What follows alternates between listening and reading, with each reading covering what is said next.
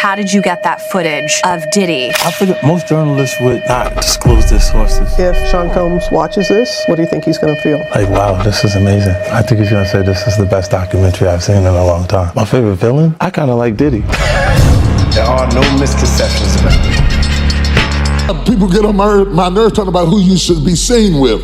I do homeless shelters. I walk in prison ministries. I deal with murderers. I deal with rapists and killers because they're our children, our sons, and our...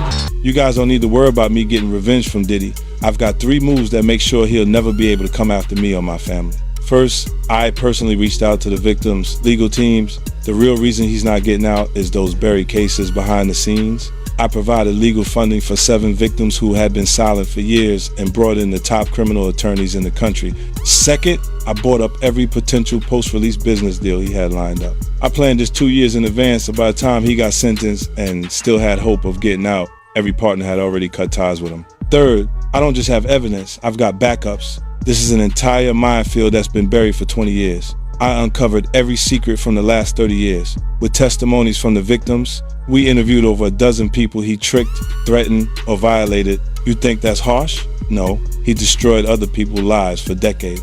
I'm just making sure he spends a few extra years in prison for it. I'm not afraid of his people, not afraid of his threats. I know he's still in there fantasizing about a comeback, but the truth is, he's never coming back. Dallas megachurch leader T.D. Jakes has broken his silence amid growing speculation about alleged connections to events involving Sean Combs. According to emerging reports, Jakes is now reportedly considering legal action against individuals who have publicly suggested he was involved in the controversy. The wider situation has also drawn in other high-profile names, including Jay-Z and Beyoncé, as public discussion around Diddy's ongoing legal and reputational issues continues to expand. The development has raised questions about what role, if any, Jakes may have had at private gatherings being referenced online, and what specific allegations have led to his reported pushback against these circulating claims. You can't even imagine being 18, 19 years of age. This person is killing it, and they're saying to you, come on in, let's talk. And so I did. I went in. We sat down at a very long dining room table in a room that she had. And for 2 hours, it was unbelievable. Pouring of heart, crying, him talking about my father. We talking about these scenarios. And I inwardly just knew I had finally found someone who could get it. Someone who understood. I'm sitting at this table, and for the first time talking to any man, I got tears coming down my face because somebody gets me. Somebody understood what I was going through. Well, after sitting there and having this long discourse with him, I finally look at my watch and I'm like, oh my goodness, I got to go. I got to get this car back to my mother. She's going to kill me. So I said to Bishop, I got to get up. And I got up from the table. He got up from the table. He walked around toward the way I had to exit quicker than I got over there. And when I started to walk past him, he pulled me to himself, wrapped his arms around me and tried to kiss me. And in that moment, I literally died. I could not. I tell you, to this day, I can't remember how I got out of that place. But I remember driving home with all kinds of crazy thoughts and what in the world am I going to do now? And I finally get home, get in the house, get in the bed. I'm going to try to go to sleep. And I get to sleep and get up in the morning, and in the morning I step into our bathroom and my home phone rings. My mother answers the phone and she says to me, Wayne, it's Elder Jakes.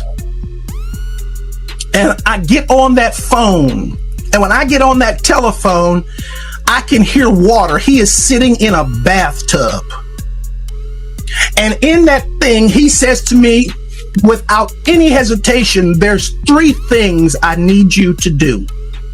The first one is, when I come to Pittsburgh, you're going to be the only person I sleep with. The second one is, you can't sleep with anybody else because I don't want to give my wife anything. And thirdly, I will take care of you the rest of your life.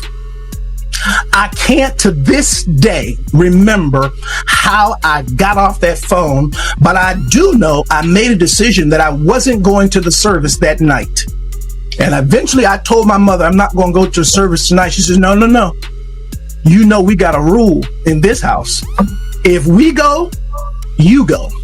I never told her what he had done. I went to church, and the most humiliating thing imaginable happened that night at church. Bishop Jakes, getting up to preach, speaks into that microphone. I'm going to ask young minister Youngblood to read for me. And after all of that drama of the last 24 hours, I had to read. Here we are. Anytime, sir. Open the car. All the people who prayed, all the people who tested, all the people who had prayer vigils, all the people who were concerned and sent love and sent notes.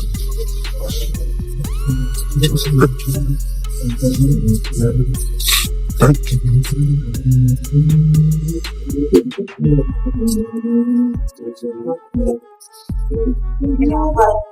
Just grace. Not afraid to die. I want to hurt my face. The people who love me, the church who hates me, all of the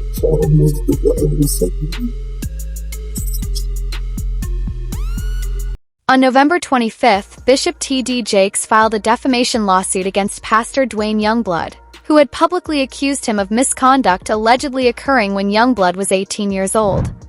Youngblood claimed the incidents took place within a church environment, and further alleged that witnesses and phone records could support his statements. The accusations quickly spread online and attracted significant public attention due to their serious nature and the aftermath. Jake's name began appearing in broader discussions connected to the controversy surrounding Sean Combs. He was referenced in certain legal filings linked to the case and also mentioned by comedian Cat Williams during commentary about influential figures allegedly connected to the situation. Renowned Dallas pastor T.D. Jakes is named in a federal lawsuit against musician Sean Diddy Combs. It's filed by a producer that worked with Combs. It discusses how the singer planned to leverage his relationship with the bishop to soften the impact on his public image of Casey Ventura's lawsuit. Ventura is a former girlfriend of Combs who filed her own lawsuit in November alleging abuse, violence, and sex trafficking. Meanwhile, Combs' lawyer is criticizing the raids at two of the hip-hop mogul's homes in a federal sex trafficking investigation. He called them an unprecedented ambush. It comes as we're getting a new look inside Combs' LA house after the search by federal agents. Carter Evans has details about what the feds have uncovered so far. Guns, cell phones, and other electronics are among the items taken from the homes of music mogul Sean Diddy Combs, according to a source familiar with the search warrant performed by federal agents at his properties in Los Angeles and Miami. TMZ says this video shows the aftermath of the raid inside Combs' LA mansion. Drawers empty, documents scattered, and safes opened and searched. Hours after the raid started, Combs was seen walking around the Miami Opa-locka airport, according to TMZ, which also obtained this video. Later, at the same airport, authorities arrested Combs' associate, Brendan Paul, and charged him with drug possession. In a civil suit filed against Combs by former music producer Rodney Jones, Paul was accused of being a drug and gun mule who allegedly aided Combs in sex trafficking. Yesterday, Diddy's lawyer called the law enforcement action nothing more than a witch hunt based on meritless accusations made in civil lawsuits. Could this federal investigation have come out of these private lawsuits? Oh, absolutely. If it involves sex trafficking, or drugs, or weapons, or other illegal behavior. Lori Levinson is a former federal prosecutor. They've decided this is worth a lot of resources across the country. So once they've done these searches, they have evidence to follow up on. And if they've got it, they'll move on it. We still here, you're rocking with the best. Even though Combs has not been publicly named as a target of the investigation, he says he's now prepared to fight. Several individuals have come forward claiming they witnessed Bishop T.D. Jakes at multiple exclusive gatherings associated with Sean Combs, including the widely discussed all-white parties hosted by the rapper. One person identified as Gandalf has reportedly alleged that Jakes was present at some of these events and has questioned why a prominent religious leader would be closely associated with such a social circle. In earlier comments, the same individual also suggested that certain pastors may have connections to Diddy's inner circle, implying that some public religious figures might maintain carefully managed public images that differ from their private associations. 2 drinks.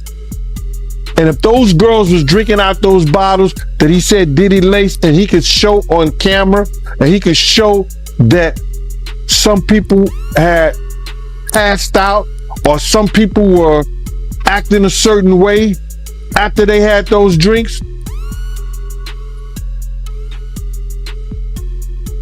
he won his case on that one. When you was around Diddy, was he doing drugs, like party drugs, like ecstasy and stuff like that? Diddy wasn't the dude he is today when I was around him. You understand? He had just started, when I was about to leave, he had just started with because he never smoked weed, he never smoked cigarettes, I never seen him do cocaine or none of that shit. You understand? He would have it for people to do it. You understand? It's certain of his girls like to do it, and he would make sure it would be there. But he wasn't the one that did it. Then he didn't start getting hooked on drugs until he got hooked on those painkillers. After he got hooked on those painkillers, he started drinking more, because he wouldn't even drink hard liquor. He was only drinking champagne, Don P or Cristal. He was not drinking hard liquor then. Yeah, that's real talk, man. And he also claims that, Diddy, he was using T.D. Jakes to fix his image. You believe that? Well, we saw that to be true anyway. That's what he was trying to do all that time. That's why T.D. Jakes was there.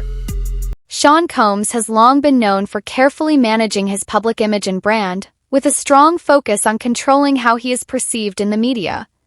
According to various reports and circulating claims, he allegedly made financial contributions to the megachurch led by Bishop T.D. Jakes, with some suggesting that this relationship may have helped enhance his public reputation since Jakes' name began appearing in legal filings and broader discussions. Sources and online commentary claim that the pressure around him has increased.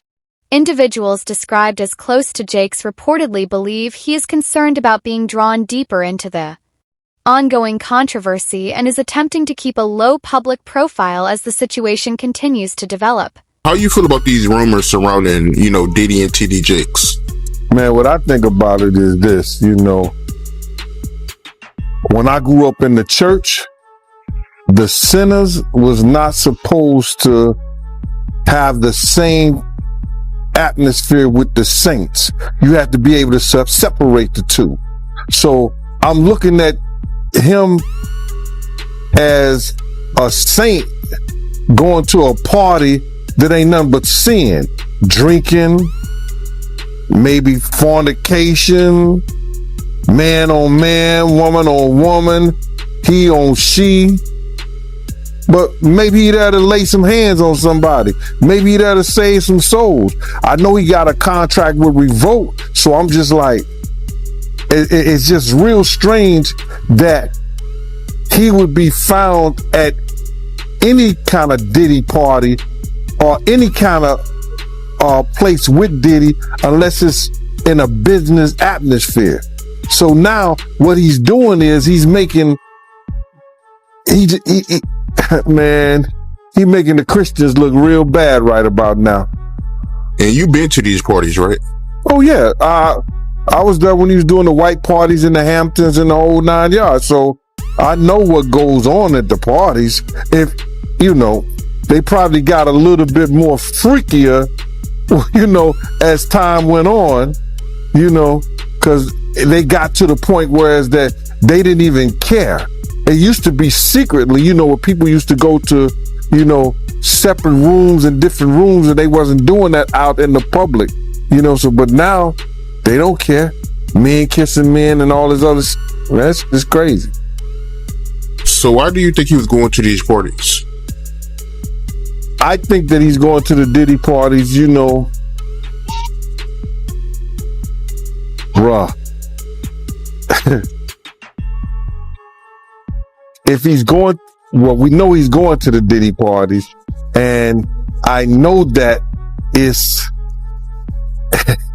I know what usually happens at the Diddy party, or what we told this happened at the Diddy parties. Maybe he need to see it for himself, man. Maybe he need to go there and really be involved in some things that could help save some individuals while they going to those parties. Or maybe he just going to, man, it's hard to even talk about. Why would you find a religious man, you know, when you know that the saints supposed to separate themselves from the sinners? And why would a religious man like himself be at a party which ain't nothing but sin that's going on, bro? Whether it's drinking, maybe fornicating, maybe, like I said, men on men, women on women. It's hard to put in perspective unless he's involving himself what is actually going on at the parties. It's hard, brother. Bro, you know, you can't, I really don't know why, as a spiritual advisor to him, that they buddy while he got a party with him like that and be at his parties. It's got to be, maybe it's something more that. New claims circulating online allege that a pastor appears in video material reportedly obtained during federal searches of property linked to Sean Combs in Miami. Authorities have not confirmed the identity of any individual shown in the footage, and no official statements have identified the person in question. Despite this, some online commentators, including an individual referred to as Gandalf and others described as alleged victims, have speculated that the figure may be Bishop T.D. Jakes. These claims remain unverified and are based on public speculation rather than confirmed evidence. According to these narratives, the alleged existence of such recordings has become a topic of concern in online discussion, with some suggesting it could impact public perception if ever released. Celebrity friends is going to speak or say nothing until they're either contacted or they know what they really got. So you feel like they might be worried that they might be on tape at one of Diddy parties doing something they wasn't supposed to be doing? I think that the celebrities that may be worried is because what Lil Rob said. Lil Rob said in his affidavit that Diddy had every room taped and bugged. Diddy had, yo, bro, can you imagine? He had every room taped and bugged, and they found little bugs and little tape recorders. I mean, little those micro projectors or whatever like that, or video cameras. They found them in the house, bro. So by them having those things in the house, and people know there's drugs, there's alcohol, there's loose women, there's loose men, woman on woman, man on man, all kind of crazy shit. Bruh, they just wondering who or when. Legal analysts have pointed to what they describe as a troubling pattern in the allegations surrounding Sean Combs and individuals reportedly within his circle, suggesting that the claims involve themes of power, control, and dominance rather than isolated incidents. In parallel, one of Bishop T.D. Jakes' accusers has also made similar allegations, claiming experiences of intimidation and humiliation. The accuser further alleged that Jakes once used language implying ownership, stating he was owned, which has been cited in ongoing discussions around the broader controversy. In these cases, why didn't you believe in others that you were presented with? Well, the thing with a sexual abuser is they follow a pattern. They fall to type, and you become very clear on what that pattern is, particularly a serial sexual abuser. And these cases were all identical in the facts, identical in the story. It was beginning, middle, conclusion. They know each other? Boom. None of them knew each other. Did you have them meet? No. Did you have them coordinate stories? No, no. Do you think they had any contact with each other before they came to you? Absolutely not. And when you were talking to them, well, first, the ones that you didn't take, why not? Stories didn't make sense. Stories didn't fit the pattern. Stories were not credible. I mean, this is my 30th year as a lawyer. I've tried over 100 cases. I can assess whether somebody's story is credible. And if I don't believe it, I'm not going to put my name on a pleading, sign it, and file it in court. I'm not doing that. And that's what I did with the 60 plus cases that I rejected. And this is not really your area of expertise. If people will look you up, celebrity lawsuits is not really where you make your bones. Why this? Well, I was involved in the Weinstein litigation. Right. I was involved in the Paducah litigation. I was involved in the Hayden litigation. Why did I do this? I do this because it's important. I think it's important for people to be heard, have their chance to get the power back. Because sexual abuse, sexual assault is about one thing: taking power, humiliating, demeaning a person and a victim. It has nothing to do with sex. And so I think it's important. I think it's important to get the word out. I think it's important for men to feel, hey, look, I can come out and be heard just like a woman could. And the defense that, look, they knew what they were getting into. These are regrets. They went there, they partied, and now they see a pocket. No, I don't think so. My client were they gay men? One was bisexual. The other ones were not. And they were going there. The client was bisexual, worked for Diddy. Diddy owed him money for doing errands for him and being his step and fetch, for lack of a better word. And I think it was a power move. It was a clear power move because this guy had the nerve to come to him and say, you owe me money. And so Diddy said, come on to the Intercontinental Hotel. He gives him the drug, knocks him out, sodomizes him. And I won't use the term that my client used, but said he tried to turn me into his B word. And I think it was a clear power move on each and every occasion. I think the ones that took place in the Park Hyatt, that wasn't partying. My client met him at a nightclub in the city here with a music producer. He didn't think he was getting into that. The man who was in the Hamptons, he thought he was going to a white party. Who wouldn't want to go to a white party? I would have gone to a white party back in the day. I wouldn't go now, but... Some online sources have speculated that Bishop T.D. Jakes may have been indirectly affected by what they describe as an alleged wider network of influence connected to Sean Combs. These claims suggest, without verified evidence, that some high-profile attendees at certain events were allegedly exposed to substances without their knowledge and placed in compromising situations that were later recorded. According to the same unverified narratives, such material was then purportedly used as a form of leverage or control over individuals involved. However, it is important to emphasize that none of these allegations have been independently confirmed, and they remain part of online speculation rather than established fact. They saw what he did to Cassie. With the kicking, the punching. They saw what they did to Cassie. They know that nobody in America like that. So now these people are represented by a brand, whether it's something about the music, clothing, movies.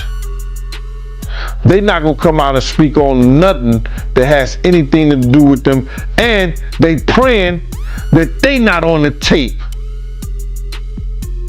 doing crazy stuff, being oiled up in the whole 9 yards. They praying. So until the feds say, hey, yo, listen here. We got you on, hey buddy, we got you on this tape, and girl looked like she was pretty young. We're not gonna show it, but we need you to come and testify against Brother Love, P. Diddy, Puff Daddy, Sean Combs. That's when they're going to start talking. And they're not going to be talking in his favor. When the feds come to them and show them what they got on tape, because if he had 250 tapes all over, 250 cameras all over the house, somebody got caught stealing a cookie out the cookie jar. It could be your favorite pastor. It could be your favorite politician. But they didn't think they was being watched. And Brother Love was watching. Yeah, I mean, TD Jakes, he hasn't even came out and said anything. And him and Diddy was real cool. Amen. Amen. Yeah, man. And I know the people in the congregation over there is shaking in their boots because this man then led them probably allegedly led them to damnation, because those people's hearts are going to be broken if that man is seen on those tapes doing anything. Because people always put their faith in the pastor instead of putting their faith in God. And what they need to do is understand that he's just a man.